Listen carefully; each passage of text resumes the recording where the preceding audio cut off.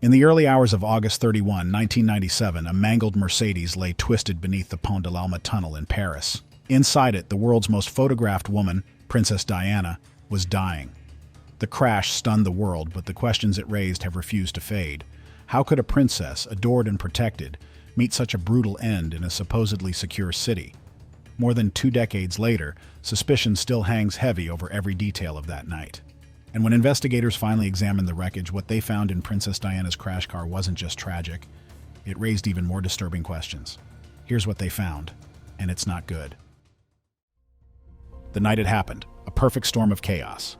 The final hours of Princess Diana's life unfolded with eerie unpredictability inside the Ritz Hotel in Paris. She and her companion, Dodi Fiat, had returned unexpectedly after canceling dinner plans due to the growing crowd of paparazzi outside. Their quiet evening was unraveling under the glare of flashbulbs and whispers of engagement. Tension was building, and behind the scenes a new plan was taking shape. Dodi didn't want another public confrontation. A rushed decision was made: slip out the back using a rear service exit. A pair of decoy cars would leave from the front, drawing away the swarm of photographers. The real getaway vehicle, a black Mercedes S280, would sneak out moments later with Diana, Dodi, bodyguard Trevor Rees-Jones, and Ritz security manager Henry Paul at the wheel. But the paparazzi weren't fooled for long.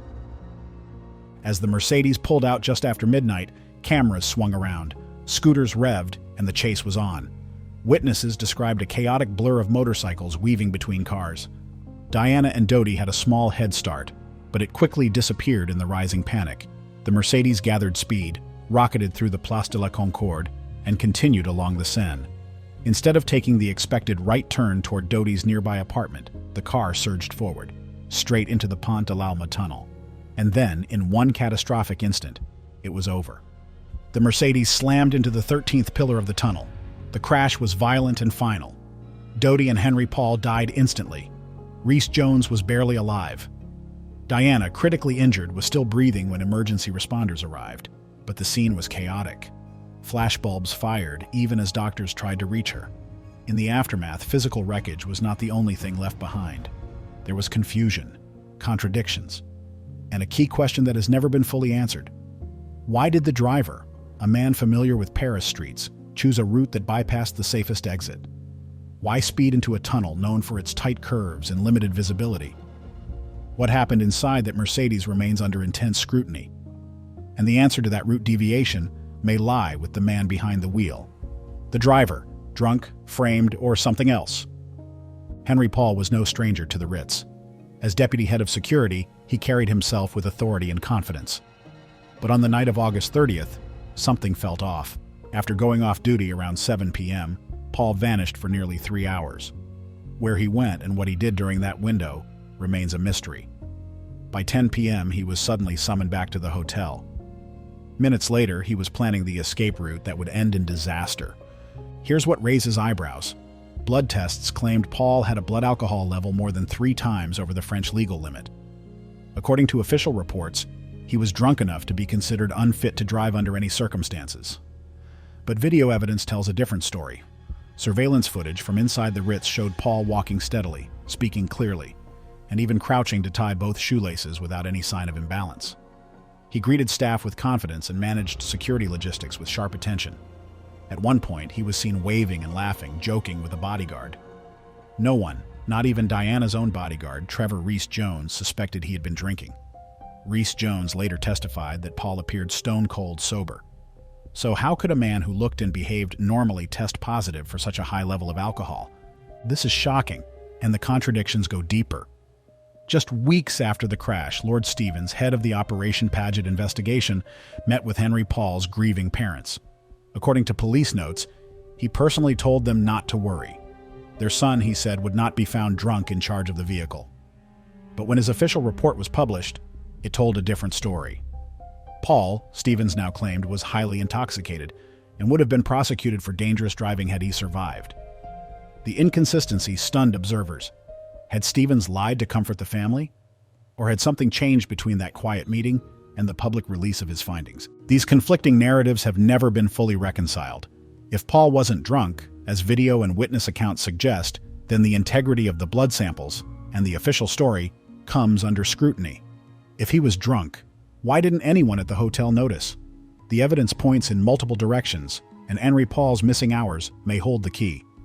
What he did during that time might explain why he made a fatal decision in the tunnel, or why someone wanted it to look like he did. The next piece of the puzzle may involve a car that was never supposed to be there. Missing car, missing truth. The Fiat Uno mystery. In the dim confines of the Pont de l'Alma tunnel, investigators found something that didn't belong. Scattered among the wreckage of the Mercedes were fragments of another vehicle, bits of red taillight and traces of white paint. They were consistent with a white Fiat Uno. This small, unassuming car wasn't part of any official account. No one had seen it clearly. No license plate was recorded, but it left its signature on the scene. Tests later confirmed that paint from the Fiat Uno was transferred onto the right side of the Mercedes. A scrape, an impact. Something had occurred just before the crash. The key question: did this missing car block the exit or force the Mercedes into the fatal pillar? Despite inspecting over 4,600 vehicles, French police never located the Fiat. But Mohammed Al-Fayed's investigators claimed they had. They pointed to James Anderson, a prominent paparazzo with a known obsession with Diana and Dodi. He owned a white Fiat Uno. He had been photographing the couple during their Mediterranean trip, and according to multiple sources, he once bragged about being at the tunnel that night. Later, a Fiat Uno registered to Anderson was found, its tail light replaced, and then came the most chilling detail. In 2000, Anderson was found dead. His body was discovered inside a burned-out car in a remote French forest. Authorities ruled it a suicide by self-immolation, but few believed that narrative. There were no traces of a lighter, no suicide note, and his body was almost entirely destroyed. Rumors swirled. Had he known something? Had someone silenced him? A man tied to the possible missing vehicle died in a way few could explain. Lord Stevens' team later dismissed Anderson's involvement, saying there was no solid proof he had been in Paris. But others aren't so sure. The inquest jury was asked to consider whether the white Fiat Uno caused or contributed to the crash. Could its presence have triggered a swerve, a loss of control, or was it part of something more calculated? A mystery vehicle, a vanishing witness, and a fire that may have consumed more than just a car. What was Diana running from, or toward, that night? The next clue may lie in what she wore, and what she carried. The engagement ring and pregnancy rumors, real or invented? Just hours before the crash, Dodi Fayed slipped into a luxury Paris jeweler, Raphael Raposi, and picked up a ring from the Dis-moi oui, or Say Yes to Me, collection. It was a gold band, elegant and understated, delivered quietly to the Ritz and locked away in a safety deposit box. He had already shown Diana the brochure. According to some, this wasn't just a romantic gift. It was an engagement ring. The story spread quickly in the aftermath. Was Diana about to marry Dodi? Had they already made the decision? The image of a royal bride-to-be, days away from announcing her future, captivated the public. Adding to the speculation were whispers that Diana was pregnant. Tabloids ran photos of her in a swimsuit pointing to a bump. Friends reported she was glowing. Others claimed she had hinted at big news on the horizon. But hard evidence tells a different story. Forensic tests performed on blood found in the crash car revealed no indicators of pregnancy. Additionally, Diana was known to be taking a contraceptive pill at the time, a detail confirmed during the inquest. Close friends and former aides later testified that while her romance with Dodi was fresh and passionate, there were no serious plans for engagement, let alone starting a family. Still, not everyone accepts this version. Mohammed Al-Fayed, Dodi's father, insisted his son and Diana were in love and planning a life together. He maintained that Diana was pregnant and that the establishment, terrified of a Muslim man fathering the future step-sibling of a royal heir, had orchestrated the crash to stop it. The inquest, though thorough, could not find scientific proof to back his claims. Lord Stevens, head of the official British investigation, was firm. She was not pregnant. She was not engaged. His conclusion was based on medical records, interviews, and recovered evidence. Yet doubts persist. The ring, the timing, and the sudden rush out of the Ritz still feel unfinished to many. The mystery wasn't only in the wreckage. It was in what the couple left unsaid. And while the ring was tucked safely away, a more dangerous presence had been circling all night. One that might not have cared about love or rumor. One that carried cameras. The paparazzi problem. Just bystanders or co-creators. When the Mercedes came to rest beneath the Alma tunnel, crushed, twisted, and barely intact, photographers were already there. Eyewitnesses, including 2 American tourists passing by in a taxi, recalled a disturbing sight. Swarms of paparazzi surrounded the wreck, not offering help, but snapping pictures. Some climbed onto the hood. Others leaned across the shattered glass. They weren't rescuers. They were vultures. One of the first responders, Dr. Frédéric Méliès, was a French physician who stumbled upon the crash moments after it happened. He recalled giving emergency aid to the woman he would later realize was Princess Diana. He worked quickly to clear her airway. But all around him, the sound of clicking shutters echoed. "This is shocking," he admitted later, not because the paparazzi attacked, but because they stood by and watched. Legally, their behavior was difficult to prosecute. The French police arrested 7 photographers that night. Some were held in cells overnight. A few were charged with failing to assist at the scene of an accident. But attempts to pin any form of manslaughter or complicity in the crash itself were unsuccessful. Over time, the charges dissolved. Most of the images they took were never released, or were quietly confiscated. For Diana's bodyguard, Trevor Rees-Jones, who survived the crash with massive injuries, the media presence was more than just inappropriate. It was an obstruction. He later described the atmosphere as chaotic and emotionally overwhelming. While no photographer physically blocked rescue efforts, their presence added confusion and stripped dignity from what could have been a focused response. Their camera flashes lit up the tunnel as if it were a movie set, not a death scene. The moral line had been crossed. Whether they caused the crash or not, the paparazzi's role in Diana's final minutes is undeniable. She had long spoken about the emotional toll of being hunted by cameras. On the day she died, they were the last faces she saw. Still, many questions remain, not just about the photographers, but the strange missteps in the investigation that followed. Some involved the legal system. Others came from the very people trusted to tell the truth. The inquest drama: leaks, lies, and legal gaps. It took a full decade for the British legal system to formally investigate the deaths of Princess Diana and Dodi Fayed. 10 years of silence, speculation, and simmering suspicion. When the inquest finally opened, it was already marred by delay and doubt. 4 coroners had come and gone, 2 resigning under pressure, 1 passing away before hearings began, and another stepping down after questions arose about her lack of experience with juries. To some, it looked less like due process and more like avoidance. By the time Lord Justice Scott Baker took over, public confidence had worn thin. Many believed the delay wasn't just bureaucracy, it was intentional. Was someone trying to keep the truth buried? From the outset, the inquest promised to be different. It wasn't just a formality. The coroner presented a startling list of 20 key issues the jury must consider. These weren't vague or symbolic concerns. They included possible MI6 involvement, questions about surveillance, claims of fabricated toxicology reports, and whether Henri Paul was really drunk or made to appear that way. But one issue stood out. Did Diana fear for her life? And if so, why? In a letter written to her butler, Paul Burrell, in October 1996, Diana said something that would haunt the inquest. "My husband is planning an accident in my car, brake failure, and a serious head injury." She believed she was being watched. She told her solicitor, the late Lord Mishcon, that people were plotting against her. Her fears were documented. She spoke of dangerous phases and powerful enemies. Most dismissed her concerns at the time, chalking them up to emotional stress or a vivid imagination. But now, years later, those same words were being read aloud in court. The question lingered. Was she paranoid, or was she right? Lord Mishcon himself admitted he couldn't believe her story.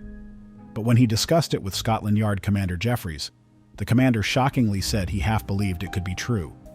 That confession, buried in old notes, came to light only because the inquest demanded it. The wreck may have been the end, but it certainly wasn't the whole story. Because long before the crash, Diana believed someone was preparing a trap, and perhaps someone was listening. The deeper investigators dug, the more shadows they found, some with ties to intelligence. MI6, secret meetings, and the murder call. In the hours after Princess Diana's death, grief wasn't the only emotion in the air. Accusations were already taking shape. Within minutes of hearing the news, Mohammed Al-Fayed made a chilling statement. He didn't say it was a crash. He didn't say it was an accident. He called it murder. That word, murder, hung heavy over the decade that followed.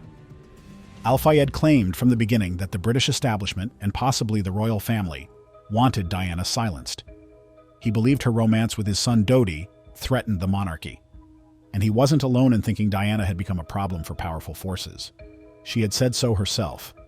The inquest uncovered further claims that Diana's phones had been tapped and that MI6 had monitored her movements.